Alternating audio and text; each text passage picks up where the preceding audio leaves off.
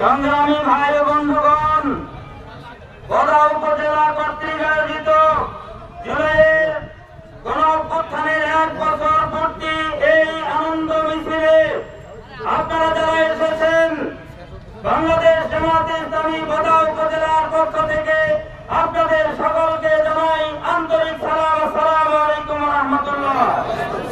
সম্মানিত দায়িত্বশীল বৃন্দ, আমরা আজকের এই পথসভা, আজকের এই গণমিছিল পরবর্তী সভা থেকে এই সিদ্ধান্ত নিতে পারি, এই অঙ্গীকারে আবদ্ধ হতে পারি যে বাংলাদেশ জামায়াতে ইসলামী এই দেশে কোরআনের রাজ প্রতিষ্ঠা করতে চায়। আমরা এই কথাগুলো আলোচনা শুনেছি, আজকের থেকে আমরা সেই কথাগুলো বাস্তবায়নের লক্ষ্যে মাঠে ময়দানে সক্রিয় ভূমিকা পালন করবো ইনশাআল্লাহ।